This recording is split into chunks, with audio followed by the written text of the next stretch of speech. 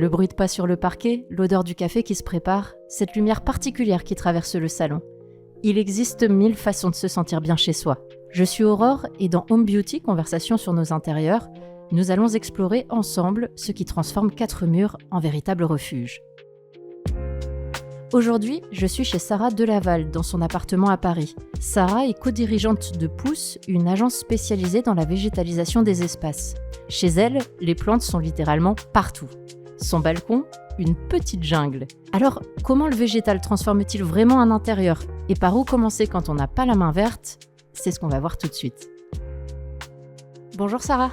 Bonjour. Merci de m'accueillir chez vous, dans votre salon. Est-ce que vous pouvez commencer par planter le décor, sans mauvais jeu de mots ? Oui, alors effectivement, on est dans mon salon. On est en face d'une superbe bibliothèque faite sur mesure, sur laquelle il y a plein de plantes tombantes, avec une très jolie cheminée aussi à gauche, une branche malaisienne qui tournicote et sur laquelle il y a une guirlande de LED lumineuse. C'est vraiment une pièce qui vit ? Ah oui, c'est une pièce dans laquelle effectivement on a des plantes vivantes, dans lesquelles il y a beaucoup de couleurs un peu flash, du rose, des matières différentes. Et alors, il y a aussi ce balcon, là on le voit derrière des grandes portes-fenêtres vitrées, un long balcon filant qui est une petite jungle, je peux dire ça comme ça ? Effectivement, j'ai la chance d'avoir un balcon à Paris. Ça, c'était vraiment un point essentiel dans le choix de l'appartement. Et évidemment, qui dit balcon, pour moi, il faut le végétaliser. Et donc, on a des plantes tout du long. On a des plantes au sol, des plantes grimpantes. Qu'est-ce qui vous semble crucial sur votre balcon ? C'est le choix des plantes, leur disposition, les pots, Voilà, qu'est-ce qui vous semble vraiment fonctionner ou qu'est-ce que vous aimez dans votre balcon ? Et j'aime beaucoup la diversité des plantes. J'aime qu'on puisse avoir plein de feuilles, du feuillage différent, des plantes graphiques, des couleurs différentes, des odeurs. C'est très important pour moi. C'est pour ça qu'il y a des rosiers, il y a du jasmin, de très belles couleurs et des très belles fleurs comme la glycine. C'est important aussi qu'on puisse voir les fleurs depuis l'intérieur de l'appartement. Donner une perspective au regard depuis l'intérieur. Exactement. J'ai la chance aussi d'avoir un arbre en face de moi, d'être au 5e étage, donc il y a une très belle vue aussi sur les toits de Paris.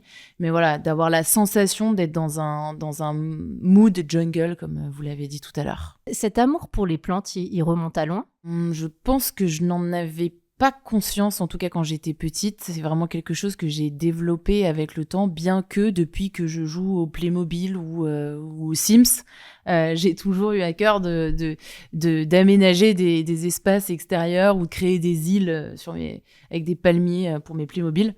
C'est quelque chose que j'ai développé en travaillant pour Pousse, parce que je ne connaissais pas le monde des plantes plus particulièrement que ça avant. Et pourquoi alors avoir eu envie d'aller dans cette direction professionnellement ? Quand je suis sortie de mon alternance, je travaillais pour des groupes et des entreprises qui m'inspiraient pas tellement. J'ai toujours été par contre passionnée par l'architecture et je me suis posé la question de comment est-ce que je pouvais travailler un produit qui à la fois avait un lien avec la décoration, l'architecture, et qui en même temps était éthique et écologique. Ça donne logiquement la verdure et les plantes. Alors aujourd'hui, on le voit, ces plantes, elles dépassent largement votre contexte, votre cadre professionnel. Elles s'invitent chez vous. Elles sont aussi ailleurs dans votre vie personnelle. Je sais pas, je pense au voyage, je pense aux cadeaux. Ouais, effectivement, quand je voyage, une des priorités, c'est le paysage, c'est d'aller visiter des jardins botaniques et c'est de me balader à pied tout le temps. Dès que je peux, je me balade à pied et beaucoup plus que par exemple dans un pays quand on y va et qu'on a envie de voir des animaux. Moi, c'est pas forcément mon truc. Moi, je viens voir le paysage, quoi. Et alors, faites-nous rêver. Quel est le plus beau jardin botanique que vous ayez visité au monde ? À Rio. Rio de Janeiro. Ouais, Rio de Janeiro, si. Avec l'accent. Voilà. Non, Rio, incroyable. Rio de Janeiro, pour moi, là, il y a vraiment le plus beau parc botanique du monde. Et sinon, en termes de nature, le pays qui, pour moi, a été vraiment bluffant pour ça, c'est le Costa Rica et Sri Lanka. Eh ben, dis donc. Difficile, je reviens dans notre appartement parisien. Oui. Qu'est-ce qu'une plante apporte à un intérieur, selon vous? Ça peut venir donc décorer, ça peut venir aider au niveau de l'acoustique. Ça peut venir aussi aider si on a une pièce, par exemple, je pense à une salle de bain où il fait très souvent humide, ça peut venir aider absorber l'humidité. Ça peut venir aussi aménager un espace si on a envie. Construire des sous-espaces dans une pièce, par exemple. Exactement, on peut créer une barrière végétale si on en a besoin. Et puis après, pour rejoindre sur le côté vivant, c'est quand même, voilà, c'est vivant, donc il faut l'entretenir, il faut en prendre soin, il faut l'observer. Ça peut être un jeu pour certaines personnes ou quelque chose pour lesquels on a une attention particulière dont on doit s'occuper. En termes d'émotion, qu'est-ce que vous ressentez quand vous vous occupez d'une plante ou que vous l'observez, vous l'admirez? J'ai l'impression d'accomplir mon devoir de mama plante. Il y a une forme de responsabilité? Ouais. Si une plante meurt, déjà on est souvent déçu un peu de nous. On dit on n'a pas réussi à la maintenir en vie quand même. Et puis plus derrière, il faut la jeter. Donc, on peut culpabiliser là. Pour moi, ça apporte ça apporte de la chaleur dans un espace. Ça apporte au côté convivial, accueillant. Accueillant, convivial, du bien-être. On se sent comme dans une safe place, un peu. C'est un côté un peu pour moi hippie. Zénifiant. Ouais, c'est ça, Bouddha, il y a un côté un peu, c'est ça, méditation, en tout cas, chaleur. Ça apporte de la chaleur dans un espace, donc réconfortant. Vous parliez tout à l'heure de la salle de bain. Oui. Est-ce qu'il y a des pièces comme ça qu'on sous-utilise finalement? On n'a pas l'idée de mettre des plantes? Dans mon cas, à moi, j'ai une salle de bain avec une fenêtre, et ça, c'est quand même pas... Tout le monde n'en a pas forcément. Encore moins à Paris. Donc, effectivement, il faut en avoir une pour pouvoir poser des plantes dans sa salle de bain. Et c'est un endroit où on pose assez peu souvent des plantes. Donc, ça peut être sous-utilisé. Sinon, je pense comme ça rapidement à la cuisine parce que moi, j'adore mettre des plantes aromatiques dans la cuisine. Ça, pour le coup, on parlait de réconfort tout à l'heure. Quand j'arrive dans la cuisine et qu'il y a des herbes aromatiques, je me dis que là, c'est une cuisine dans laquelle on fait de la bonne cuisine, de la bonne bouffe, ça va être hyper sympa. Je vais passer une bonne soirée ou une bonne journée là-bas. Ou un autre endroit vraiment sous-utilisé, je dirais les espaces extérieurs. Parce que souvent, il y a besoin, si c'est pas un jardin et qu'on plante pas en terre, il faut les mettre dans des bacs. Donc ça demande beaucoup d'entretien et les gens abandonnent assez rapidement. Mais je trouve qu'il y a trop d'espaces extérieurs qui sont pas assez végétalisés. Dans votre métier, vous êtes amené aussi à végétaliser des bureaux, des événements. Quels sont les bénéfices? Dans le cas des bureaux, ça apporte donc le bien-être dont je parlais tout à l'heure. On a peut-être un petit peu plus envie de venir au bureau quand il y a une déco sympa, donc de la rétention aussi des salariés. Il y a aussi des études qui prouvent que ça amène moins de fatigue, plus de productivité, plus de créativité. Voilà, quand on se retrouve dans une salle pour brainstormer et que c'est une salle froide ou une salle chaleureuse et sympathique, on va peut-être avoir des idées, en tout cas plus de motivation pour avoir des idées créatives. Pour un événement, alors là, ça participe complètement à la décoration, à l'aspect immersif de l'occasion de l'événement, en tout cas, qui existe ce jour-là. Et donc, on peut, si on a envie de faire vivre une expérience, amener un visiteur dans un monde complètement à part et unique à cet instant T. Et vous aviez notamment accompagné Hespéride sur Roland-Garros. Qu'est-ce que vous aviez fait? Dans quel but? Donc Roland-Garros, on est vraiment dans un univers quand même qui est aussi très haut de gamme. Donc là, on voit bien la plante a clairement sa place. Et on avait créé un mur, donc dans le village VIP, on avait créé un mur végétal avec le logo Hespéride. Et c'était un endroit où tous les clients se retrouvaient pour déjeuner, pour boire un café. Et c'était un mur géant. Et déjà, on a envie de rentrer dans l'espace. On a envie de dépasser du temps. Et ça apporte, une expérience unique. Il y a peut-être des gens qui nous écoutent et qui, comme moi, pensent qu'ils n'ont pas la main verte. quels seraient les conseils? Par où commencer pour végétaliser leur intérieur, voire leur extérieur, s'ils ont une petite terrasse, un balcon? Si vous êtes parmi nous et que vous considérez que vous n'avez pas la main verte, sachez que vous n'êtes pas seul. 90% des gens me disent qu'ils n'ont pas la main verte.